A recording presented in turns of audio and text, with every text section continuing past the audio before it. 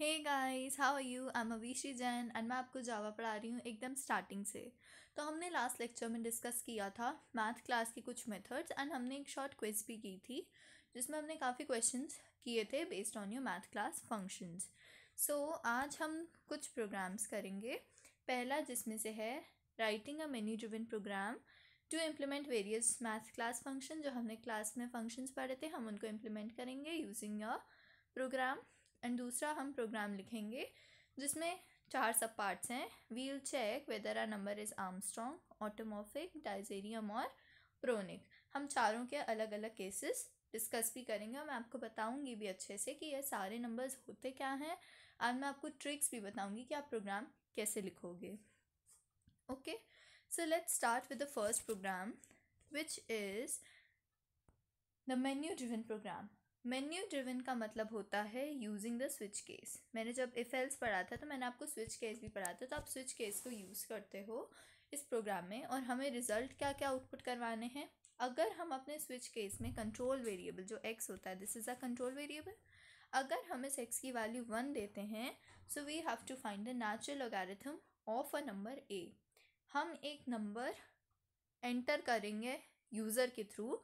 उस नंबर जिसको हम एंटर करेंगे यूज़र के थ्रू वो है ए। ठीक है, हम उस नंबर के लिए चेक करेंगे, उसका नेचुरल लॉग निकालेंगे, हम उसकी एब्सोल्यूट वैल्यू चेक करेंगे, the square root of it and a random number which is between 0 to 1। ठीक है, तो हम लोग को ये चार चीज़ें जनरेट करनी है using R program. So let's start. हम पहले import java.util करेंगे डॉट एस्ट्रिक, क्योंकि हम सारी क्लासेस इन्वोक कर रहे हैं और इसमें मेन हमें किसका काम है, स्कैनर क्लास का। तो हम स्कैनर क्लास जो है उसको इन्वोक करते हैं यूजिंग आर java.util पैकेज। हमने क्लास लिख लिया, main, string args, string arguments. ठीक है, फिर हम प्रिंट कर लेंगे अपनी स्क्रीन पे एंटर अ नंबर, ताकि यूज़र को पता चल जाए दैट ही हैज़ टू और ही और she has to enter a number. फिर हम एक वैल्यू लेंगे डबल ए। मैंने आपको बताया था हम एक वेरिएबल लेंगे जिसके लिए हमें ये सारी चीज़ें कैलकुलेट करनी है, इसलिए हम एक वेरिएबल ए ले लेंगे जिसके लिए हम कैलकुलेट कर रहे थे एंड उसको मैंने डबल लिया है। अब आप सोच रहे होंगे कि मैंने इसको डबल क्यों लिया, why haven't I taken it as integer. मैंने इसको इंटीजर इसलिए नहीं लिया क्योंकि अगर आप फंक्शंस को देखो, natural log, absolute, square root, random, तो आपको पता है कि ये सारी वैल्यूज़ आपकी डेसिमल में होती हैं। इनका रिटर्न टाइप आपका डबल होता है, इसीलिए मैंने पहले से ही आपका नंबर डबल में ले लिया है। ठीक है, हम एक स्टेटमेंट प्रिंट कर देंगे स्क्रीन पे कि enter 1 for log, 2 for absolute value, 3 for square root, 4 for random number. तो ये एक्चुअली हम स्टेटमेंट क्यों प्रिंट कर रहे हैं, ताकि यूज़र को पता चल जाए कि आपको अगर 1 एंटर करोगे तो आप लॉग निकाल लो, 2 एब्सोल्यूट वैल्यू के लिए, और ये सब एक्सेट्रा एक्सेट्रा जो भी चीज़ें हैं। नेक्स्ट आप आते हो इंटीजर एक्स। अब मैंने x जो है आपका कंट्रोल वेरिएबल है। कंट्रोल वेरिएबल कौन सा होता है, जो आपकी स्विच की स्टेटमेंट के अंदर होता है। तो मैंने x जो है आपका कंट्रोल वेरिएबल ले लिया। अगर x की वैल्यू 1 होती है तो केस 1 आपका इम्प्लीमेंट होगा, जिसमें नॉर्मली आप math.log a का फंक्शन लगा लिया। नेक्स्ट क्या था, एब्सोल्यूट वैल्यू आप निकालोगे तो math.abs। फिर नेक्स्ट था आपका स्क्वायर रूट के लिए तो math.sqrt। एंड फोर्थ था आपका math.random लगाने से कोई भी रैंडम इंटीजर आ जाता है विच इज़ बिटवीन 0 to 1, कोई भी वैल्यू आ जाती है, रैंडम वैल्यू। एंड लास्ट है डिफ़ॉल्ट केस। अच्छा, मैंने ब्रेक स्टेटमेंट लगाई हैं, ऐसा क्यों नहीं किया कि मैंने ब्रेक स्टेटमेंट हटा दी। अगर मैं ब्रेक स्टेटमेंट जो है आपकी हटा दूंगी तो आपका एक केस होता है बहुत important which is fall through हो जाता, तो उसके कारण आपके सारे केसेस एग्जीक्यूट हो जाते। अगर ये ब्रेक स्टेटमेंट नहीं होती, ये नहीं होती, तो आपके केस 1 से लेके डिफ़ॉल्ट तक की आपके सारे केसेस एग्जीक्यूट हो जाते। ठीक है, तो ये आपका प्रोग्राम था to implement your math class functions. अब हम आते हैं हमारे नेक्स्ट प्रोग्राम पे which is, let me change the ink, to check whether a number is Armstrong number or not। Armstrong number आपका वो नंबर होता है जिसकी sum of cube of its digit, focus on this, sum of cube of its digit is equal to the number. अगर आप example में number 153 को देखो, सो 153 में आपका डिजिट कौन कौन सी हैं, 1, 5 और 3। मैंने कहा sum of cube of a digits. Cube क्या होगा? 1 का क्यूब होगा 1 का क्यूब, 5 का क्यूब और 3 का क्यूब। फिर हम इनके क्यूब्स को सम अप करेंगे, सम मतलब ऐड करेंगे, एंड ऐड करने के बाद 1 का क्यूब क्या होगा 1, 5 का क्यूब होगा 125, 3 का क्यूब होगा 27। तो ओवरऑल जब हम इन सारी वैल्यूज़ को ऐड करेंगे फिर एक सम आएगा, this is the final sum, जो sum of cube of the digits आपका जनरेट हुआ है वो आया। हम फिर क्या करेंगे लास्ट में, जो आपका सम ऑफ क्यूब ऑफ डिजिट आया था हम चेक करेंगे क्या वो मेरे एक्चुअल नंबर के बराबर है। Yes, a very big yes, 153 के बराबर है। That means 153 is an Armstrong number. तो ऐसा नंबर जिसकी sum of cube of digits बराबर है टू द नंबर, उसको हम आर्मस्ट्रॉन्ग कहते हैं। तो प्रोग्राम लिखते टाइम एक बेसिक अंडरस्टैंडिंग जो आपके दिमाग में होनी चाहिए वो है कि आपको पहले तो डिजिट्स एक्सट्रैक्ट करनी है, ठीक है। उसके बाद में आपको डिजिट्स का क्यूब करना है एंड देन आपको उनका सम करना है। तो 3 क्रूशल स्टेप्स क्या हैं? पहला आपको डिजिट एक्सट्रैक्ट करनी है, फिर आपको डिजिट्स का क्यूब लेना है एंड उनको सम अप करना है। तो डिजिट्स एक्सट्रैक्ट करने के लिए आप कौन सा लूप लगाते हो? While loop. मैंने शॉर्ट ट्रिक्स बताई हैं आपको पहले प्रोग्राम्स में भी, जो मैंने पहले करवाए थे, जिसमें आप while n is not equal to 0 लगाते हो। n आपका क्या है? नंबर।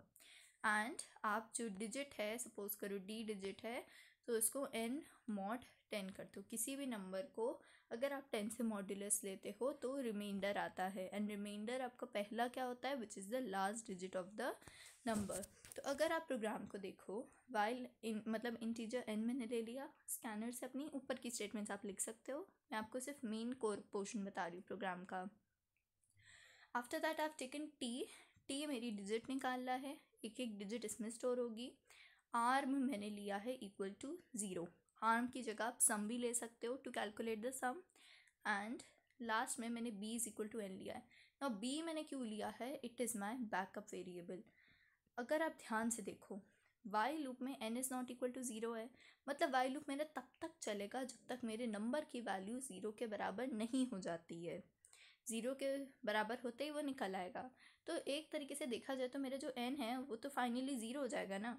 तो यहाँ पे जैसे मैं कंपेयर कर रही हूँ, मैं कंपेयर कैसे करूँगी? मेरा नंबर तो 0 हो गया, इसलिए मैं स्टार्टिंग में ही अपने नंबर को एक वेरिएबल b के अंदर स्टोर करवा दूँगी, एंड लास्ट में मैं जो सम होगा उसको b से कंपेयर कर लूँगी। फाइन।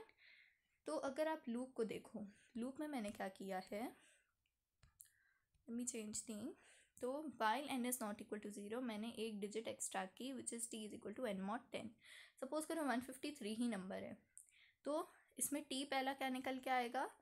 t होगा पहला मेरा 3, जो कि लास्ट डिजिट निकल के आई of the number. Then arm is equal to arm plus t into t into t. Now t into t into t क्या किया मैंने?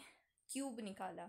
जो मेरी डिजिट 3 है मैंने उसका क्यूब निकाल लिया। आप इसको math.pow t,3 भी लिख सकते थे, एक और तरीका है इसको लिखने का। math.pow t,3 भी अगर आप लिखते तो भी सेम बात ही होती, बट यहाँ पे मैंने t इंटू टी लिख लिया क्योंकि ईजी था लिखना इसे।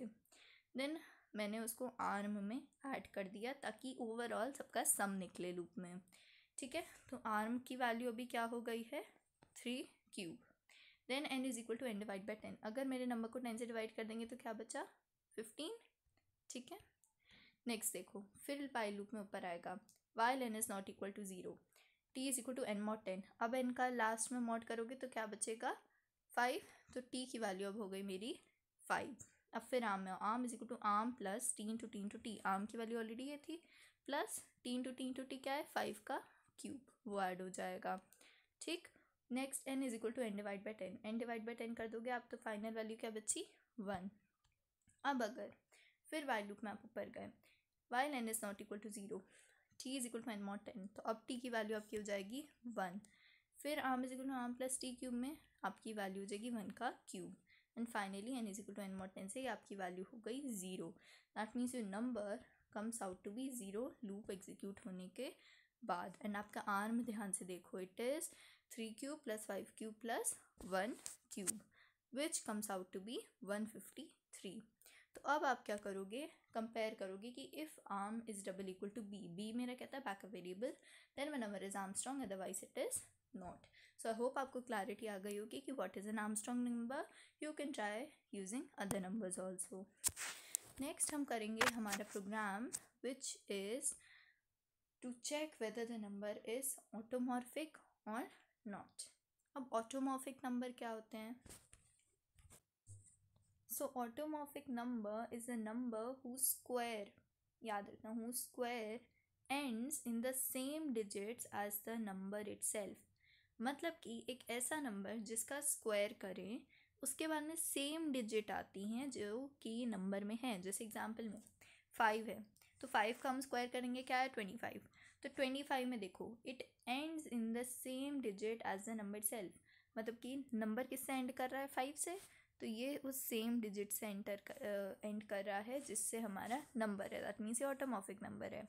अगेन 6 का स्क्वायर देखो क्या है 36.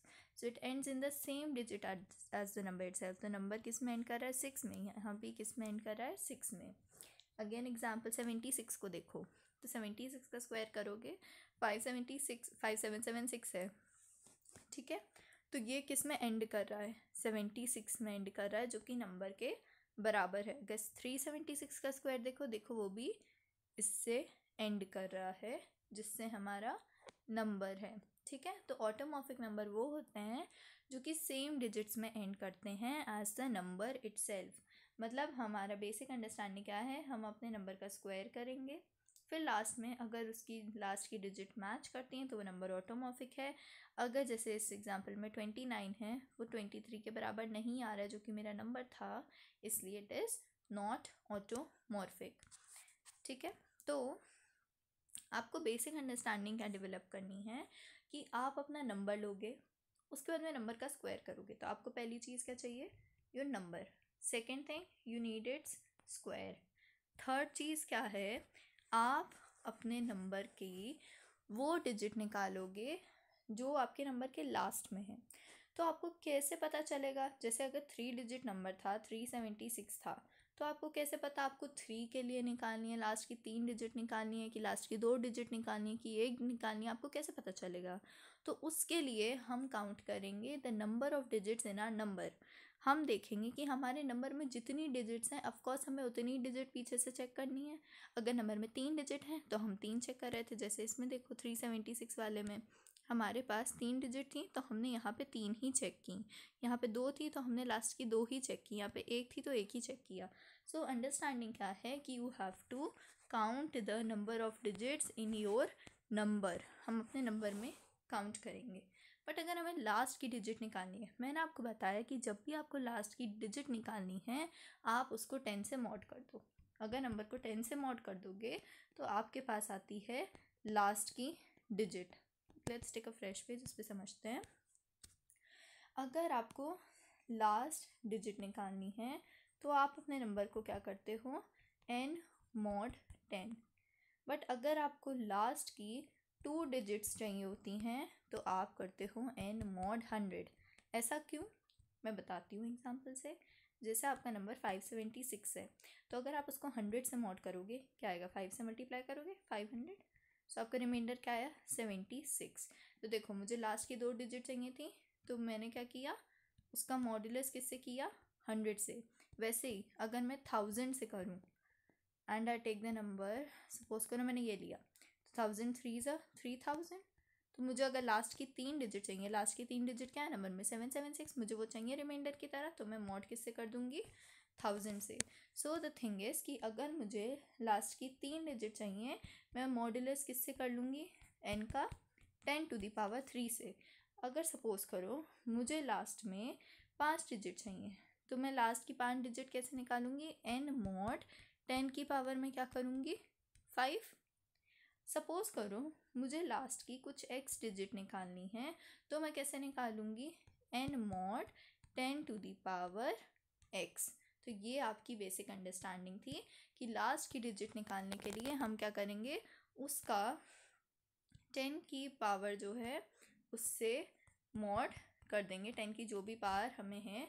और ये x क्या है, the number of digits in are number itself. ठीक है.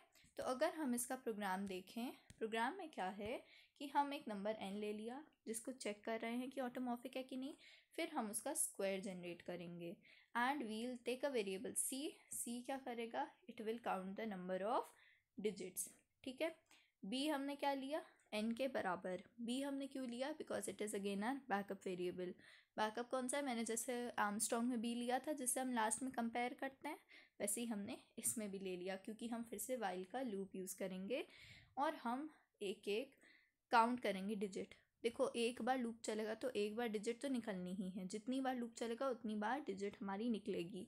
भले ही मैंने यहाँ पे t is equal to n mod 10 करके डिजिट नहीं निकाली है, इट इज़ नॉट नेसेसरी। आप c is equal to c+1 करोगे तो ये जो लूप मैंने लिखा है ओवरऑल दिस वन, ये आपका बता देगा कि कितनी नंबर ऑफ डिजिट्स हैं, क्योंकि आप बार बार नंबर को 10 से डिवाइड कर रहे हो। तो जब आपका फाइनली सी में नंबर ऑफ डिजिट्स आ जाएंगी, आप निकालोगे double result is equal to s q क्या था, मेरा स्क्वायर जो था, उसका मैं मॉड्यूलस किससे कर रही हूँ, मैट डॉट पावर, क्योंकि मैंने क्या कहा था 10 की पावर जो भी सी होगा उससे करेंगे, सी मतलब नंबर ऑफ डिजिट्स जो थी उससे करेंगे। तो मैट डॉट पावर का हमने फंक्शन यूज़ कर लिया 10 टू द पावर सी लिखने के लिए। एंड ओवरऑल अगर मेरा स्क्वायर मॉड, स्क्वायर जैसे सपोज करो हम 70 चलो 6 का ले लेते हैं, जैसे 6 का स्क्वायर जो था वो 36 था। ठीक है, तो अगर मैं जो स्क्वायर आया उसका मॉड निकालूंगी, उसके बाद में मुझे जो लास्ट डिजिट मिली अगर वो मेरे नंबर के बराबर है तो मेरा नंबर ऑटोमॉर्फिक है, otherwise my number is not automorphic. Again मैं वापस बताती हूँ मैंने क्या किया। मैंने क्या कहा, अगर जो मेरा नंबर था, जो नंबर का स्क्वायर था जैसे 36 था, उसका मॉड्यूलस किससे किया, मैट डॉट पावर 9, c। 36 में कितनी डिजिट का स्क्वायर है, 6 का स्क्वायर है ना, डिजिट कितनी है, ये 1 है, 1 डिजिट है। ठीक है, 1 डिजिट है, तो 1 डिजिट का जब हमने किया तो 10 से डिवाइड करेंगे, जो रिमाइंडर आया दैट इज़ 6। क्या 6 मेरे एक्चुअल नंबर के बराबर है, yes, so my number is automorphic. ठीक है, आई होप आपको क्लैरिटी आई होगी। कुछ और नंबर्स लेके आप ट्राई कर सकते हो। नेक्स्ट मैं आपको बताऊंगी the program to check whether the number is disarium number or not. Disarium number अब क्या होता है, उसके लिए look at this example. If I take a number 135, अच्छा चलो मैं पहले पोजीशन समझाती हूँ। जैसे मैंने एक नंबर लिया 1 2 5 3 6, कोई भी रैंडम नंबर ले लिया। ठीक, मैं स्टार्ट करूँगी लेफ़्ट से, मुझे यहाँ से लिखना है 1 2 3 4 5। कैसे लिखा, लेफ़्ट टू राइट, मैंने बस ऐसे करके पोजीशन दे दी कि ये नंबर मेरा 1 पोजीशन पे, ये 2 पे, ये 3, ये 4, ये 5। नॉर्मली मैंने दिया है, कोई मैथमेटिक्स कुछ कंप्यूटर का नहीं लगा है, सिंपल क्या किया, पोजीशन दे दी कि भाई 1 तुम फर्स्ट पोजीशन पे हो, सेकंड तुम सेकंड पे हो, फिफ्थ तुम थर्ड पोजीशन पे हो। ठीक है, ऐसे करके हमने पोजीशन दे दी। फिर हम कहेंगे तुम जिस पोजीशन पे हो वो तुम्हारी पार बन गई है। पार बन गई है इन द सेंस कि मैंने जो नंबर लिया था 1 2 5 3 6 था ना, oh I'm sorry it's getting erased, या तो हमें पावर्स बन गई हैं। ठीक है, जैसे 1 की पार हो गई 1, 2 की पार हो गई 2, 5 की पार हो गई 3, 3 की पार हो गई 4, 6 की पार हो गई 5। मतलब जो जो नंबर ऊपर लिखा है अगर हम उसको पार बना दें एंड उनका सम कर दें, तो अगर वो सम, जो भी मेरा सम आया, अगर वो मेरे एक्चुअल नंबर यहाँ पे क्या है मेरा 1 2 3 सॉरी 1 2 5 3 6 के, अगर वो मेरा जो सम आया है ये सब करके, जो पार्ट्स मैंने लिखी हैं, अगर ये सब करके जो सम है मेरे नंबर के बराबर आया तो मेरा नंबर डाइजेरियम नंबर होगा, नहीं तो नहीं होगा। ठीक है, एग्जाम्पल से देखो, जैसे नंबर मेरा 135 है। ठीक, हम लिखते हैं 135, फिर मैंने क्या कहा था आपको पोजीशन लिखनी है 1 2 3 लिख दो। अब जो जो ऊपर लिखा है वो पार बन गई, जैसे 1 2 3 लिखा तो 1 की पार 1 हो गई, 3 की पार 2 हो गई, 5 की पार 3 हो गई। फिर हम उनको लिख लेंगे, 1 की पार 1 क्या होता है 1, 3 की पार 2 क्या होता है 9, 5 की पार 3 क्या होता है 125, और हम इनका सम कर लेंगे। दैट मीन्स 1 + 9 + 125 का अगर आप सम करते हो वो आता है 135। हम चेक करेंगे कि जो मेरा सम आया क्या वो मेरे नंबर के बराबर है? ये मेरा नंबर है, क्या मेरे नंबर के बराबर है? Yes, that means it is a disarium number. ठीक है, तो मैंने क्या किया, मैं एक एक इसको प्रोग्राम में कैसे इम्प्लीमेंट करूँगी, मैं एक एक डिजिट निकालूंगी पीछे से and I will give the highest part two it. मतलब जैसे 135 अगर मेरा नंबर था, उसमें 1 2 3 ऐसे पोजीशन दी, तो हम पहले देखेंगे पोजीशन कहाँ एंड कर रही है, उसी पे एंड करेगी ना जितनी नंबर ऑफ डिजिट्स हैं। ऑफ कोर्स 1 2 3 कर रहे हैं तो हम उतनी डिजिट्स तक तो करेंगे जितनी है। नंबर में कितनी डिजिट है? 3 है। तो जो लास्ट डिजिट आप एक्सट्रैक्ट करोगे अपने नंबर की, लास्ट डिजिट यहाँ पे क्या है? 5। 5 की पार क्या है? जो नंबर की डिजिट्स का नंबर है, मतलब नंबर में जितनी डिजिट्स हैं उतनी ही पार है इसकी। 3 को देखो क्या है, 3 के ऊपर क्या पार है? 2। 2 क्या है? C-1। 1 के ऊपर पार क्या है? 1 विच इज़ C-2। तो ओवरऑल क्या हो रहा है, हम C की वैल्यू से स्टार्ट करेंगे। मतलब कि जो हमारी लास्ट डिजिट है नंबर की, जैसे 135 की लास्ट डिजिट कौन सी है? Last digit is 5। तो हम 5 कौन सी पार दे रहे हैं? जो हमारे नंबर में डिजिट्स हैं। फिर बाद में हम C माइनस माइनस करके अपनी C की वैल्यू कम करते जाएंगे और एक एक डिजिट एक्सट्रैक्ट करते जाएंगे। जब 5 था उसके ऊपर पार क्या थी? C। फिर C की वैल्यू माइनस माइनस होके क्या हो गई? 2। तो 3 के ऊपर पार हो गई 2। फिर C की वैल्यू माइनस माइनस होके हो जाएगी 1। तो 1 के ऊपर आ गई वैल्यू 1। ठीक है, इसको प्रोग्राम में इम्प्लीमेंट करके भी देखते हैं। जैसे कि मैंने अपना नंबर जो है n ले लिया, फिर double sum is equal to 0.0 and b is equal to n। Again मैंने बैकअप वेरिएबल ले लिया। Then I take a variable t जो डिजिट्स निकालेगा। a is equal to n। a को मैंने n की वैल्यू इसलिए दी है क्योंकि अगर आप यहाँ पे ध्यान से देखो, मुझे अपना नंबर यहाँ पे कंपेयर तो करना ही है, साथ में I have to do this like if you take this value. वैसे देखा जाए तो a is equal to n की ज़रूरत नहीं है, I think b is equal to n backup एक काफ़ी है। ठीक है, तो c की वैल्यू हम 0 ले रहे हैं। c is the checking for the count of digits.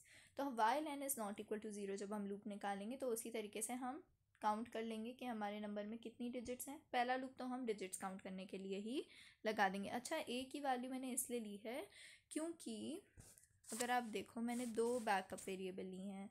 मैंने एक b लिया है, एक a लिया है। b मैंने क्यों लिया है? लास्ट में कंपेयर करने के लिए। कहाँ पे? यहाँ कंपेयर करने के लिए। और a क्यों लिया है? क्योंकि यहाँ पे तो n की वैल्यू 0 हो गई ना। अब मुझे जब दोबारा लूप लगाना होगा तो मैं n की वैल्यू कहाँ से लाऊंगी? जब मुझे सम निकालना होगा। इसलिए मैंने एक और बैकअप वेरिएबल a लिया है जिसमें मैं n की वैल्यू स्टोर करवाऊँगी ताकि मैं अपना सम यहाँ कैलकुलेट कर पाऊँ। So I have written t is equal to n mod 10। तो t पहला मेरा लास्ट डिजिट निकालेगा नंबर की। Then I write sum is equal to math dot power t comma c, that is जो भी डिजिट है उसकी पावर c।